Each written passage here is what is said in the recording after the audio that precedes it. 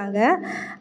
இது வந்து இப்படி படிக்கும்போது ரொம்ப ஆச்சரியமா இருந்தது. அது வந்து கோடிக்கணக்கான வருஷங்கள் வந்து சூரியன் வந்து இப்ப என்ன பண்ணிக்கிட்டு இருக்குது அப்படின்னு கேட்பாங்க. சூரியன் என்ன பண்ணிக்கிட்டு இருக்குது? சொல்லுங்க, உங்களுக்கு தான் கேட்குறாங்க. சூரியன் என்ன பண்ணிட்டு இருக்கு? வெளிச்சம் கொடுக்குது, எரிஞ்சிட்டு இருக்குதுல்ல. அப்போ சூரியன்லேருந்து தான் பூமி வந்துச்சுன்னா என்ன பண்ணிகிட்டு இருக்கணும்? பூமி எரிஞ்சிட்டு இருக்கணும். அது அணையிறதுக்கு வந்து கோடிக்கணக்கான வருஷங்கள் ஆச்சு. அது அணைஞ்சதுக்கப்புறமா கோடிக்கணக்கான வருஷங்களாக மழை பெஞ்சுது. அந்த மழையெல்லாம் ஒன்றா சேர்ந்து தான் பெரிய சமுத்திரமாக மாறுச்சு. அந்த சமுத்திரத்துலேருந்து தான் கொஞ்சம் கொஞ்சமாக உயிரினங்கள் வந்து தோன்றுச்சு அப்படின்றத வந்து சொல்லி கொடுத்தாங்க. அப்படி படிக்கும்போது ரொம்ப ஆச்சரியமாக இருந்தது எனக்கும்.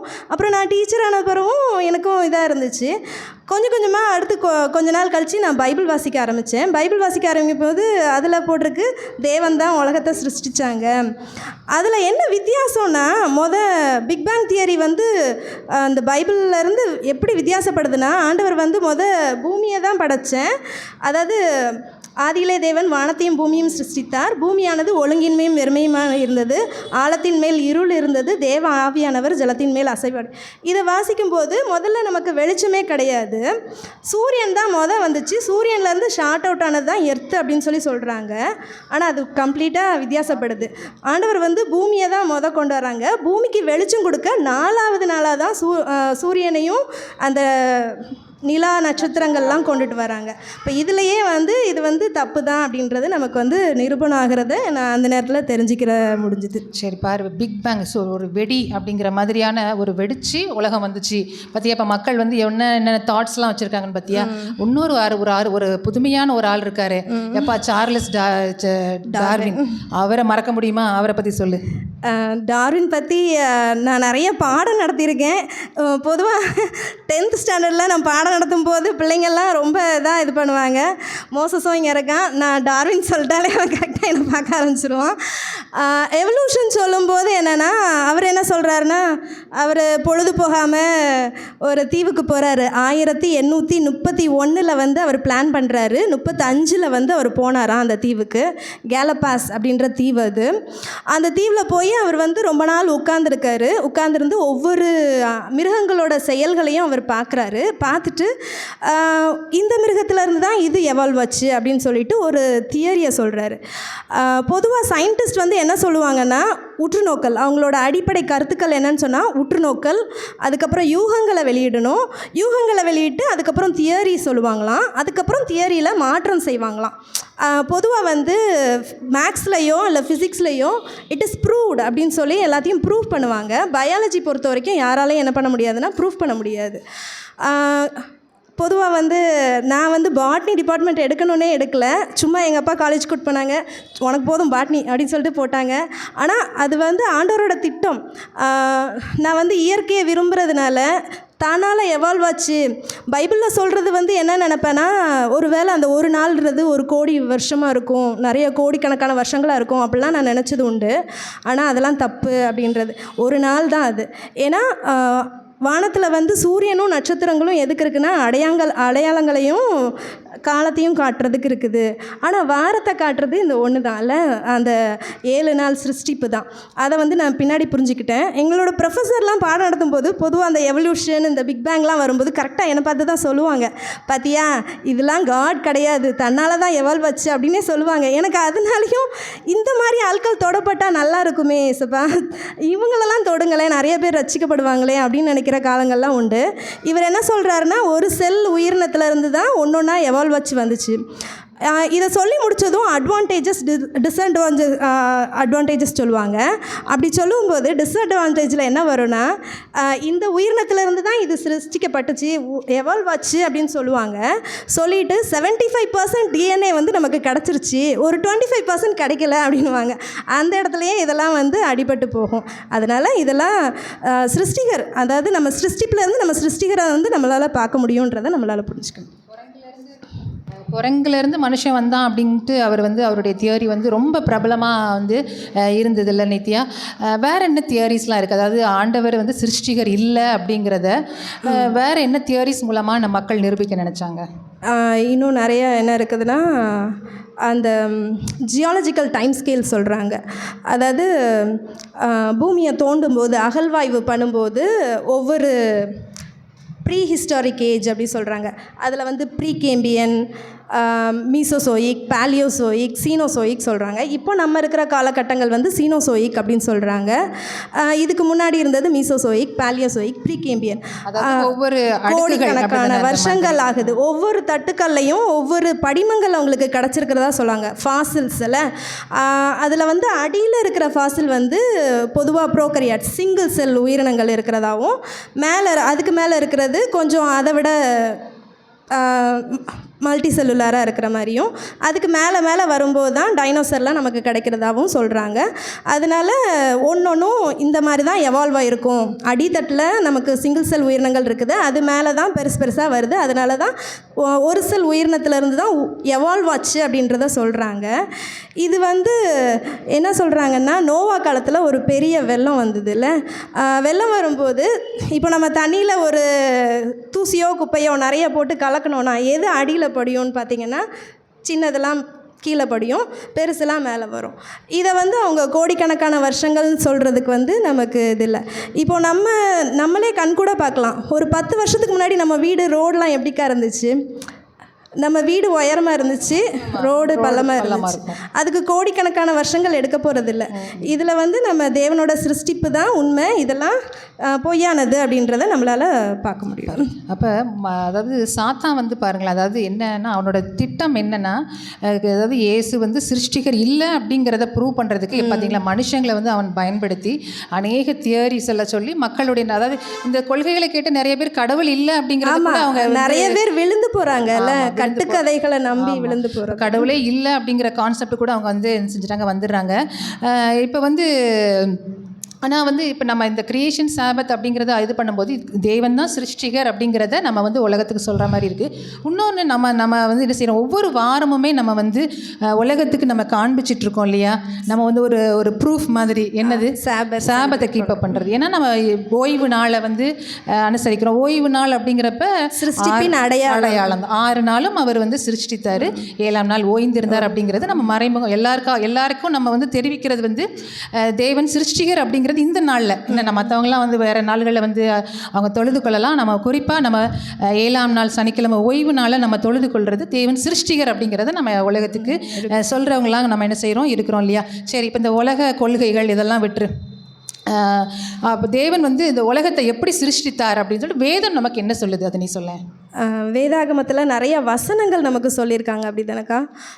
ஏசாயாலையும் சொல்லியிருக்காங்க. அது மாதிரி சங்கீத புஸ்தகத்தில் சங்கீதக்காரன் சொல்லும்போது, வானங்கள் உம்முடைய கரத்தின் கிரியைகளாக இருக்கிறது, வானத்தையும் பூமியையும் உண்டாக்கின கர்த்தரிடத்துலேருந்து எனக்கு ஒத்தாசை வரும் அப்படின்றதெல்லாம் சொல்லியிருக்காங்க. எரேமியாவும் நிறைய இடத்துங்களில் கர்த்தர் தான் சிருஷ்டிகர் அப்படின்றத சொல்லியிருப்பாங்க. நீதிமொழிகளில் கூட சொல்லியிருக்காங்க 8ஆவது அதிகாரத்தில். நிறைய அதிகாரங்களில் கர்த்தர் தான் சிருஷ்டிகர் அப்படின்றத நம்மளால் உணர முடியும். ஆதியாகமம் 1:1 இல்லையா, ஆதியாகமம் 1:2லையுமே சிருஷ்டிப்பு ஃபுல்லாக சிருஷ்டிப்பை பற்றி தான் நமக்கு சொல்கிறாங்க. இப்போ வந்து நீ சொன்ன தேவன் வந்து வேதாகமத்தில் வந்து நிறைய வசனங்கள் இருக்குது. தேவன் உலகத்தை தான் சிருஷ்டித்தார், தேவன் தான் சிருஷ்டித்தார் அப்படிங்கிறத நீ சொன்ன. தேவன் வந்து எப்படி சிருஷ்டித்தார் அப்படின்னு சொல்லிட்டு நம்ம பார்த்தோம் அப்படின்னு சொன்னால், அவர் வார்த்தையால் சிருஷ்டித்தார் இல்லையா. எவ்வளோ ஒரு வல்லமையான தேவன் இல்லையா. அவர் வந்து அவர் சொல்லாகும் அவர் கட்டளையிட நிற்கும் அப்படின்னு வசனம் சொல்லுது. அவர் வார்த்தை தான் சொல்கிறார். சங்கீதம் 33:6 பார்த்தீங்கன்னா, கர்த்தருடைய வார்த்தையினால் வானங்களும் அவருடைய வாயின் சுவாசத்தினால் அவைகளின் சர்வசேனையும் உண்டாக்கப்பட்டது அப்படின்னு சொல்லிட்டு பார்க்குறோம். எபிரேயர் 13:3 வந்து பவுல் சொல்கிறாரு, உலகங்கள் தேவனுடைய வார்த்தையினால் உண்டாக்கப்பட்டது அப்படின்னு சொல்லிட்டு சொல்கிறார். அதாவது அவர் வார்த்தை மூலமாக அவர் வந்து இந்த உலகத்தை சிருஷ்டித்தார் அப்படின்னு சொல்லிட்டு பார்க்குறோம். அதுவும் குறிப்பாக மனுஷனை வந்து ரொம்ப ஸ்பெஷலாக உண்டாக்குறார் இல்லையா. அவர் வந்து தன்னுடைய கரங்களாலேயே அவர் வந்து மனுஷனையே உண்டாக்குறாரு, மிருகங்களையும் அப்படி உண்டாக்குனான்னு பார்க்குறோம். எலன் ஒயிட் கூட சொல்லுவாங்க, கோட் பண்ணியிருப்பாங்க, அதாவது மகிமை சர்வ வல்லமர் அவர் தானே, அவர் அவ்வளோ ஒரு பெரியவர். அவர் வந்து மனுஷனை உண்டாக்குறதுக்காக அவங்க அப்படி குனிஞ்சி முழங்கால் போட்டு, மண்ணில் வந்து கொலை பண்ணணும்னா முழங்கால் போட்டு அப்படி தன்னை அவ்வளோ தூரத்துக்கு தாழ்த்தி ஒரு மனுஷனை உண்டாக்கியிருக்காரு அப்படின்னு சொல்லிட்டு நான் பார்க்குறேன். அவருடைய வார்த்தையால் உண்டாக்கிட்டாருன்னு பார்க்குறோம். அவர் வார்த்தை எவ்வளோ பவர்ஃபுல் நீ சொல்ல. அதாவது இப்போ நான் பிளான்ஸை வச்சு சொல்கிறேன். எப்படி மனுஷனை பொம்மையாக செஞ்சு நாசியில் சுவாசம் ஊதுனதுக்கப்புறம் தான் அவங்க ஜீவாத்மாவானாங்களோ, அதே மாதிரி செடி கொடிகள் ஒரு சிம்பிளாக ஒரு ஃபோட்டோசிந்தசிஸ் எடுத்தோன்னா அதில் 4 செயின் ஆஃப் ரியாக்ஷன் இருக்குது. சரியா? இப்போது சாதாரணமாக அது எவால்வ் ஆகி வந்துருந்துச்சுன்னா அது ஒரு பிளாஸ்டிக் மாதிரி உட்காந்துருந்துருக்கும், அதுக்கு ஒன்றுமே இருந்திருக்காது. தேவன் வந்து வல்லமை உள்ளவங்கன்றதை வந்து அந்த பிளான்ட்டோட ஃபோட்டோசிந்தசிஸ் கூட நமக்கு சொல்லிடும். அது வெயில் முள்ள ரியாக்ட் ஆகி அது உணவு தயாரிக்குதுல்ல, அந்த இது கூட நமக்கு தேவனோட மகிமையை வந்து வெளிப்படுத்துது. ஆண்டவர் எவ்வளோ பவர்ஃபுல்லானவங்கன்றதை நம்ம வந்து பார்க்க முடியும் அதில். இது அவருடைய வார்த்தை அப்படின்னு சொல்லும்போது அவர் இயேசு கிறிஸ்து உலகத்தில் வாழ்ந்த டைமில் கூட அவர் வந்து சொல்ல தானே நிறைய நோயாளிகளை சுகப்படுத்துறாரு இல்லையா? காற்றையும் கடலையும் வார்த்தையால் அதற்றது பார்க்குறோம். அவர் ரொம்ப பவர்ஃபுல் அப்படிங்கிறத கோள்கள் மூலமாக ஏதாச்சும் சொல்ல. அதாவது உலகத்தில் இருக்கிற சிறந்த இன்ஜினியரு டாக்டர் யாருன்னு பார்த்தோன்னா அது நம்ம காட் தான் இல்லை. அதாவது நம்ம பிளானட் சூரியன்லேருந்து எங்கே இருக்கணும், 3வதாக இருந்தால் தான் அது கரெக்டாக இருக்கும். கொஞ்சம் முன்னாடி போனாலும் நம்ம உருகி போவோம், பின்னாடி போனால் குளிரில் உறைஞ்சி போவோம்ல. அந்த இதை கரெக்டாக பிளான் பண்ணி வச்சுருக்காங்க. ஆக்சிஜன் தந்திருக்காங்க நமக்கு. இப்போ வந்து நிறைய சயின்டிஸ்ட் என்ன பண்ணுறாங்கன்னா, செவ்வாய் கிரகத்தில் மார்ஸில் வந்து குடியேறலாம் அப்படின்னு சொல்லிட்டு அங்கே போய் நிறைய சேட்டிலைட் விட்டு தோண்டிகிட்ருக்காங்க. தண்ணி கிடைக்குமா, ஏற்கனவே வாழ்ந்த பாக்டீரியாவோட ட்ரேசஸ் கிடைக்குமா அப்படின்னு சொல்லி தேடுறாங்க. ஒரு செடி முளைச்சிடாதா அப்படின்னு நினைக்கிறாங்க. ஆனால் பூமியை வந்து ஆண்டவர் வந்து கரெக்டான இடத்துல படைச்சி அதில் நம்மளை வந்து சிருஷ்டிச்சிருக்காங்க. மனுஷனுக்கு தேவையான எல்லாத்தையும் அதில் வைக்கிறாங்க.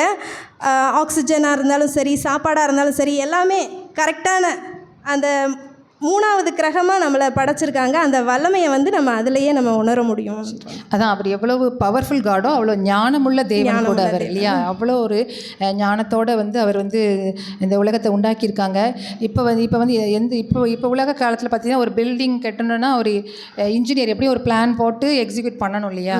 அப்போ உலகம் அதுவாக உண்டாச்சு. ஒரு சின்ன காரியமாக இருந்தாலும் சரி, ஒவ்வொரு ரியாக்ஷன்லையும் நமக்கு பயங்கரமான நிகழ்வுகள் நடக்குது. அந்த ஒவ்வொரு நிகழ்வுகளையும் நம்ம வந்து ஆண்டவரோட மகிமை எவ்வளோ இருக்குது, அவங்க எவ்வளோ பவர்ஃபுல்ன்றதை நம்மளால் உணர முடியும். இயற்கையிலேருந்தே நம்மளை வந்து ஆண்டவர் தான் படைச்சிருக்காங்கன்றதை நம்மளால் உணர முடியும். அதுவும் ஆண்டவர் சொல்கிறாங்க, இது ஏசாயா 65:17, இதோ நான் புதிய வானத்தையும் புதிய பூமியும் சிருஷ்டிக்கிறேன். இந்த உலகத்தை உண்டாக்கிட்டு நமக்கு இன்னொரு புதிய வானத்தையும் புதிய பூமியும் சிருஷ்டிக்கிறேன் அப்படின்னு சொல்லிட்டு ஆண்டவர் நமக்கு வாக்குத்தத்தம் கொடுத்துருக்குறாங்க. அவ்வளோ ஒரு மகத்துவம் உள்ள நம்ம தேவன் இல்லையா? இப்போ வந்து பார்த்திங்கன்னா நம்ம உடல், இப்போ ஞானம் அப்படின்னு சொல்லும்போது நம்ம உடலில் நீ சொன்ன கோள்கள் அப்படின்னு சொல்லிட்டு சொன்ன இது செடிகள்லாம் பார்த்தோம்னா எவ்வளோ, அதாவது ஒரு மரங்களில் வந்து இலைகளே எவ்வளோ வித்தியாசமான இலைகள்லாம் இருக்கு இல்லையா? அந்த பாட்னியில் நம்ம நிறைய ஹெர்பேரியத்துக்கு கலெக்ட் பண்ணியிருப்போம் இல்லையா? அவ்வளோ ஒரு நிறைய ஆச்சரியமான ஒரு தேவன். நம்முடைய உடலில் நம்ம பார்த்துக்கிட்டோம் அப்படின்னு சொன்னால் நம்முடைய இரத்த நாளங்களை வந்து நம்ம எடுத்து நம்ம ஸ்ட்ரெச் பண்ணோம்னா கிட்டத்தட்ட ஒரு 60,000 ஒரு அதாவது மைல் 1,00,000 மைல் தூரம் வந்து இருக்கும். அதை வந்து பூமியை வந்து ஒரு 3 தடவை சுற்றிடலாம் அப்படின்னு. அப்போ பாரு, அவ்வளோ ஒரு இதை நம்ம காம்பேக்டாக நம்ம உடம்புல வந்து ஆண்டவர் வந்து ஃபிக்ஸ் பண்ணியிருக்காங்க. அதே மாதிரி இருதயத்தை நம்ம பார்த்தீங்கன்னா ஒரு மினிட்டுக்கு ஒரு கப் பிளட் 70 டைம்ஸ் பம்ப் பண்ணி வெளியில் கொடுக்குது நம்ம பாடிக்கு ஃபுல்லாகவே 1 மினிட்டுக்கு. அப்படி 70 டைம்ஸ் ஒரு கப் பிளட்டை வந்து பம்ப் பண்ணி கொடுத்து நம்ம உடம்புக்கு தேவையான எல்லா சத்துக்களையும் எல்லா பாகமும் பெறுறதுக்கு வந்து அது ஹெல்ப்ஃபுல்லாக இருக்குது. இப்படி நம்ம பாடியை நம்ம எடுத்துக்கிட்டோம்னாவே ரொம்ப விசேஷம் இல்லையா? அது வந்து நம்ம இது உடம்புக்குள்ளே, அதாவது ஆட்டோ ரிப்பேர், நம்ம பாடியே நம்ம ரிப்பேர் பண்ணிக்கிறோம். ஆண்டவர் மருத்துவரை போய் பார்க்கணும் இல்லை, நிறைய அப்படி போனால் நமக்கு அவ்வளோதான் முடியாது. நம்ம உடலே வந்து அநேக இதை சரி பார்க்கக்கூடிய ஒரு திறனை வந்து தேவன் வந்து கொடுத்துருக்குறாங்க. அவ்வளோ ஒரு மகத்துவம் உள்ள, வல்லமையுள்ள, ஞானம் உள்ள தேவன் வந்து நமக்கு இருக்கிறாங்க. இன்னொன்று நான் சொல்லி முடிக்கிறேன். இப்படி வந்து இந்த சிருஷ்டிப்பு, அதாவது ஏன் அப்படின்னு பார்க்கணும்னா, இப்போ உலகத்தில் பார்த்தீங்கன்னா சிருஷ்டிகரை விட்டுட்டு சிருஷ்டியை தொழுது கொள்கிறாங்கல்ல. நமக்கு வந்து இது ஆதியாகமத்தில் நம்ம பார்க்குறோம், தேவன் தான் சிருஷ்டிகர் அப்படிங்கிறது நமக்கு தெரியுது. அதே போல் மோசே அந்த காலத்தில் அவர் 10 கட்டளை சீனாய் மலையில் கொடுக்குறாருல்ல, அப்போ வந்து அந்த கற்பனை மூலமாக அவர் சிருஷ்டிகர் அப்படிங்கிறத சொல்கிறார். 4ஆம் கற்பனை. அதை வந்து மக்களுக்கு வந்து சொல்கிறார். அந்த கற்பனையில் தான் அவர் சிருஷ்டிகர் அப்படிங்கிற ஒரு முத்திரை வந்து இருக்குது இல்லையா? ஆமாம். அதே போல் வெளிப்படுத்தின விசேஷத்துலையும் நீங்கள் பார்த்தா அப்படின்னு சொன்னால் அங்கேயும் வந்து முத்தூது நம்ம பார்க்குறோம். முதல் தூது என்னது? வானத்தையும் ஆமாம், அவரையே தொழுது கொள்ளுங்கள் இல்லையா? அவர் சிருஷ்டிகர், அவரை தொழுது கொள்ளுங்கள். ஏன்னா மக்கள் வந்து மறந்துடுவாங்க. அதாவது சாத்தான் வந்து மறக்கடிச்சிட்டான், நிறைய விஷயங்களை சொல்லி சாத்தான் வந்து மறக்கடிச்சிட்டான். தேவன் தான் சிருஷ்டிகர் அப்படிங்கிறத நம்ம உலகத்துக்கு நம்ம வந்து சொல்லணும். சிருஷ்டிகரை தான் நம்ம வந்து தொழுது கொள்ளணும், சிருஷ்டியை அல்ல, சிருஷ்டிகரை தான் நம்ம தொழுது கொள்ளணும் அப்படிங்கிறத நம்ம வந்து இந்த நிகழ்விலிருந்து நம்ம கற்றுக்கொள்கிறோம். இது அதுக்கு தான் விசேஷமான ஒரு ஓய்வு நாள். நம்முடைய பிள்ளைங்களும் நம்ம அதை தான் இப்போ வந்து கிரியேஷன் சாபத் பிள்ளைங்களுக்கு வந்து இப்படி பிக்சர்ஸ்லாம் போடுறது மூலமா அப்போ இதுதான் அவங்க என்ன தான் அவங்க வந்து பாடங்களில் உலக பிரகாரமான கல்வியை கற்றாலும் இதுதான் உண்மை அப்படிங்கிறத பிள்ளைகளுக்கும் நம்ம வந்து கற்றுக் கொடுக்குறோம் இல்லையா? அதுதான் இந்த சாபத்தோட ஒரு முக்கியமான ஒரு ஸ்பெஷாலிட்டி. சங்கீதத்தில் வந்து ஒரு இது வாசிக்கிறேன். எல்லாரும் தொழுது கொள்ளுங்கள் அப்படின்னு சொல்லிட்டு ஒரு அல்லேலுயா. வானங்களில் உள்ளவைகளை கர்த்தரை துதியுங்கள், உன்னதங்களில் அவரை துதியுங்கள். அவருடைய தூதர்களை நீங்கள் யாவரும் அவரை துதியுங்கள், அவருடைய சேனைகளை நீங்கள் யாவரும் அவரை துதியுங்கள். சூரிய சந்திரரே அவரை துதியுங்கள், பிரகாசமுள்ள சகல நட்சத்திரங்களே அவரை துதியுங்கள். வானாதி வானங்களே அவரை துதியுங்கள், ஆகாய மண்டலத்தின் மேலுள்ள தண்ணீர்களே அவரை துதியுங்கள். அவைகள் கர்த்தரின் நாமத்தை துதிக்க கடவது. அவர் கட்டளையிட அவைகள் சிருஷ்டிக்கப்பட்டது. அவர் அவைகளை என்றைக்கும் உள்ள சதா காலங்களிலும் நிலைக்கும்படி செய்தார். மாறாத பிரமாணத்தை அவைகளுக்கு நியமித்தார். பூமியில் உள்ளவைகளே கர்த்தரை துதியுங்கள், மகா மச்சங்களே, சகல ஆழங்களே, அக்கினியே, கல் மழையே, உறைந்த மழையே, மூடு பனியே, அவர் சொற்படி செய்யும் பெருங்காற்றே, மலைகளே, சகல மேடுகளே, கனி மரங்களே, சகல கேதுருக்களே, காட்டு மிருகங்களே, சகல நாட்டு மிருகங்களே, ஊரும் பிராணிகளே, இறகுள்ள பறவைகளே, பூமியின் ராஜாக்களே, சகல ஜனங்களே, பிரபுக்களே, பூமியில் உள்ள சகல நியாயாதிபதிகளே, வாலிபரே, கன்னிகைகளே, முதிர் வயதுள்ளவர்களே, பிள்ளைகளே, கர்த்தரை துதியுங்கள். அவர்கள் கர்த்தரின் நாமத்தை துதிக்க கடவர்கள். அவருடைய நாமம் மாத்திரம் உயர்ந்தது, அவருடைய மகிமை பூமிக்கும் வானத்திற்கும் மேலானது. கடைசியாக வந்து நீ இந்த சங்கீதக்காரர் கடைசி வசனத்தை சொல்வார், சுவாசமுள்ள யாவும் கர்த்தரை துதிப்பதாக. அதனால் இந்த அதிகாரத்தில் எல்லாமே சிருஷ்டிக்கப்பட்ட எல்லாமே தேவனை துதியுங்கள் தான் வந்து சொல்லப்பட்டிருக்குது இல்லையா? அதனால் சிருஷ்டிகரை நாம் என்ன செய்வோம்? தொழுது கொள்ளுவோம். சுவாசமுள்ள யாவும் கர்த்தரை துதிப்பதாக நாம் என்ன செய்வோம்? சுவாசம் இருப்பு மட்டும் நம் சிருஷ்டிகரை நாம் தொழுது கொள்ளுவோம். ஒரு பாடல்.